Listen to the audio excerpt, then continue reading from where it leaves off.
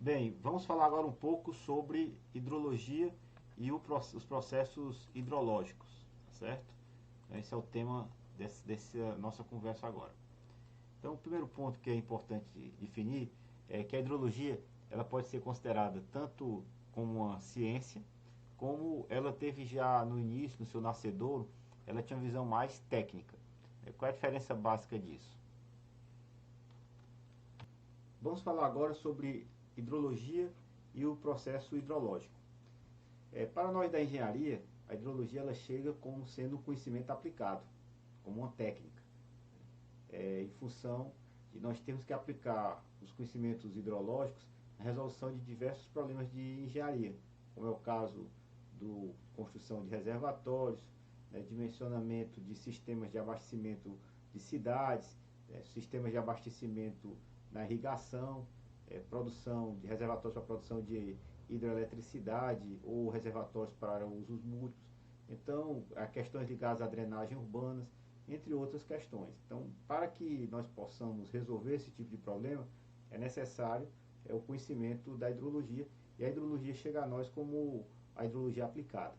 E foi assim, no surgimento da hidrologia moderna, foi essa primeira componente, essa primeira visão, essa primeira abordagem que a hidrologia teve. Nessa época, inclusive, era difícil ligar os fenômenos práticos aos processos hidrológicos, associando aí, modelando esse processo hidrológico, analisando esse processo hidrológico, considerando aí as equações de conservação de massa, conservação de momento, conservação de energia. Na realidade, a hidrologia ela era uma área do conhecimento empírico, né, onde você aí fazia muita observação, análise e construir algumas equações empíricas que permitiam aí algum tipo de modelagem. É assim que surgiram os primeiros modelos hidrológicos. O modelo hidrológico, que é o considerado o modelo racional, que é um dos primeiros modelos, que é aquele famoso Q igual a C e A, é um modelo hidrológico construído de forma extremamente empírica. As primeiras equações de evaporação são empíricas, etc. Só mais adiante, né, com o avanço aí do conhecimento científico, é que os processos hidrológicos começaram a poder ser reconhecidos e conhecidos aqui como um processo que a gente teria condição de avaliá-los e modelá-los e construir teorias que associassem os fatos observados com uma teoria que conseguisse modelá-los ou representá-los matematicamente a partir das equações de transporte, de conservação de massa, quantidade de movimento e de energia. Né? Então, na realidade, a hidrologia ela nasce como uma hidrologia aplicada e técnica, e depois ela se transforma muito intensamente numa área, uma ciência. Né? Uma hidrologia pode ser considerada também uma outra dimensão, que a hidrologia é uma geociência, cuja base científica reside nos processos físicos, químicos e biológicos do que chamamos de ciclo hidrológico. Então, a hidrologia ela nasce nessa dimensão mais empírica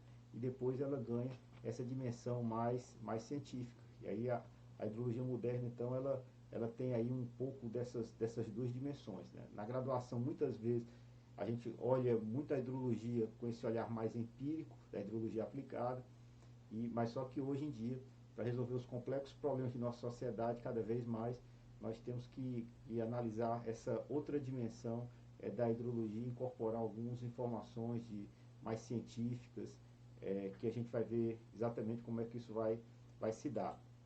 Então, para uma primeira definição de hidrologia, a gente poderia dizer que a hidrologia é a ciência que trata da água na Terra, sua ocorrência, circulação e distribuição, suas propriedades físicas e químicas e sua relação com o meio ambiente, incluindo suas relações com as formas de vida. Né? De forma mais específica, a gente pode dizer que a hidrologia trata da ocorrência, distribuição e circulação e propriedades da água na Terra. O que, de certa forma, essas duas definições elas estão trazendo é que a hidrologia ela trata do ciclo hidrológico, tá certo? Exatamente desse processo contínuo de mudança de estado da água e de movimento e de transporte que acontece da água no planeta. Então é disso que trata a hidrologia, do ciclo hidrológico e dos seus diferentes processos hidrológicos que vão acontecer no ciclo. Daqui a pouco a gente vai definir o que é que a gente chama de processo hidrológico. Então, a hidrologia então trata dessa circulação da água, e não só do ponto de vista físico, mas também do ponto de vista químico e o seu impacto e sua relação com a vida. Né? Então, eu acho que isso é um ponto importante. Então, quando a gente estuda hidrologia, o que a gente está querendo fazer é modelar, quando a gente está querendo estudar hidrologia, quando a gente está querendo estudar modelos hidrológicos, o que a gente está tentando fazer é modelar, né, os processos hidrológicos, modelar o ciclo hidrológico. Essa modelagem do ciclo hidrológico ela pode ocorrer numa escala mais local, tá certo?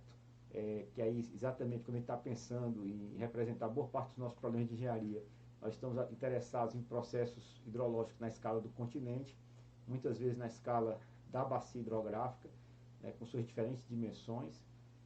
Pode ser uma bacia do tamanho da Amazônica, pode ser uma bacia do tamanho da bacia do Prata, pode ser uma bacia das dimensões de São Francisco, pode ser das dimensões do Rio Jaguaribe, ou podem ser rios menores e urbanos. Né? Normalmente, então, a gente vai estar aí interessado em representar esses processos hidrológicos, muitas vezes na escala continental.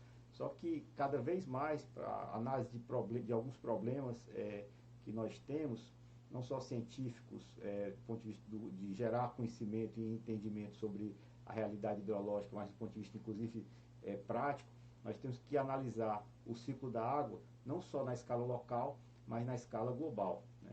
Não, por todos os motivos, inclusive porque esse ciclo local está integrado à circulação da água no planeta como um todo. Mas, historicamente, a gente pode desenvolver alguns modelos em que a gente consegue parametrizar essa circulação da água no planeta como um todo com algumas variáveis de escala mais local. Por exemplo, a relação entre precipitação e evapotranspiração, sua sazonalidade, são definidas por processos na escala do planeta como um todo. Mas isso pode ser uma variável de entrada e a gente construir algumas estatísticas ou algumas séries temporais que a gente consideraria basicamente precipitação e evapotranspiração e não precisaria modelar o sistema atmosférico global como um todo para ter essas variáveis hidrológicas e utilizá-las em modelo hidrológico. Né?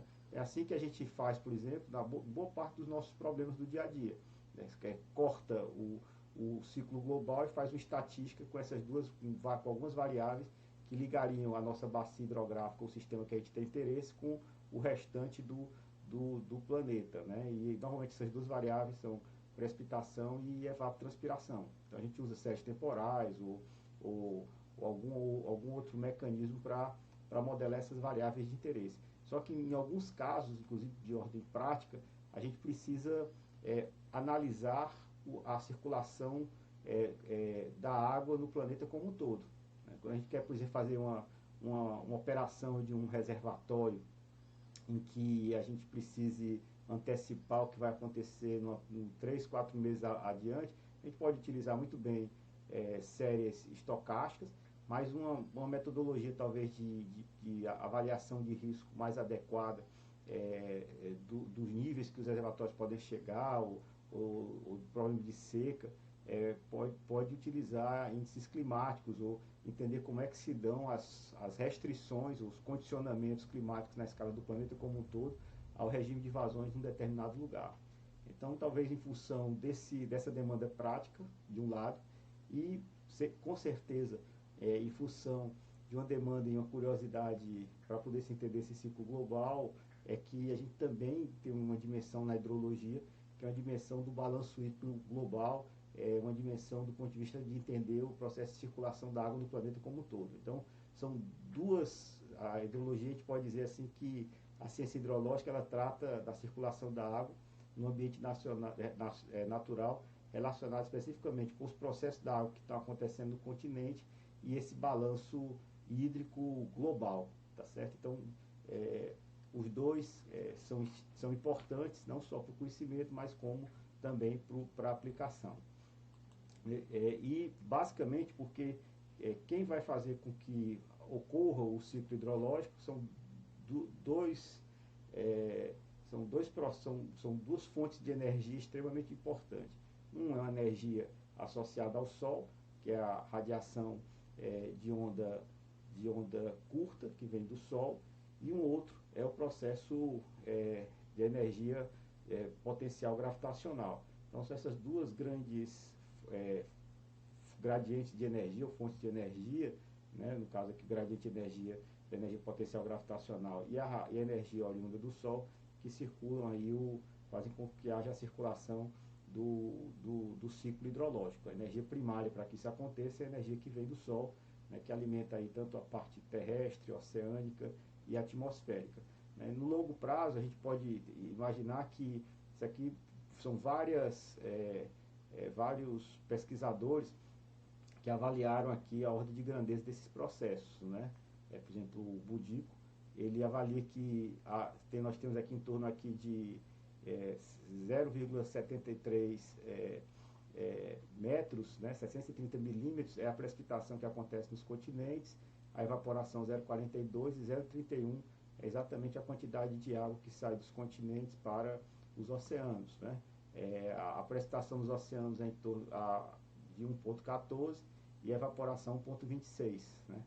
No planeta como um todo, é em torno de 1 metro de coluna d'água que se evapora e se precipita no planeta como um todo, né? Essa é a quantidade de energia que está sendo recirculada no planeta como um todo, né?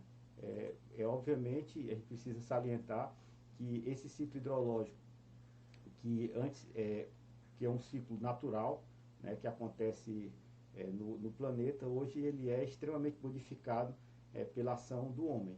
Esse é um artigo que saiu na revista Science alguns anos atrás, que faz o balanço hídrico no planeta, e a gente observa aqui a relevância que tem hoje o uso doméstico, o uso para irrigação, tá certo? O uso na indústria, esses usos da água, que são usos sociais da água, essa apropriação que o homem faz da água já é bastante significativa. Só para a gente ter uma ideia, as vazões que chegam aos oceanos oriundos dos rios do planeta é em torno de 45,5 mil quilômetros cúbicos por ano, tá certo? O estoque de água dos rios é em torno de 2 mil quilômetros cúbicos de água, e a gente tem aqui, a irrigação, por exemplo, já está da ordem de grandeza de 2,66 quilômetros cúbicos de água por ano. Então, uma ordem de grandeza menor do que as vazões e da ordem de grandeza do estoque de água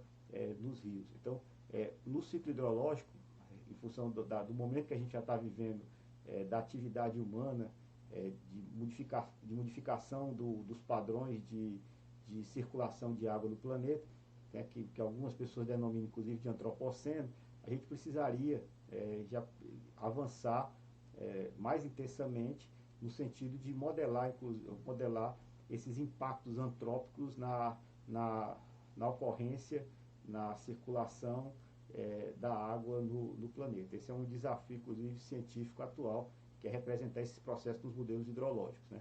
Nossos modelos hidrológicos, muitas vezes, eles são modelos hidrológicos que conseguem representar bem, ou razoavelmente bem, os processos hidrológicos naturais.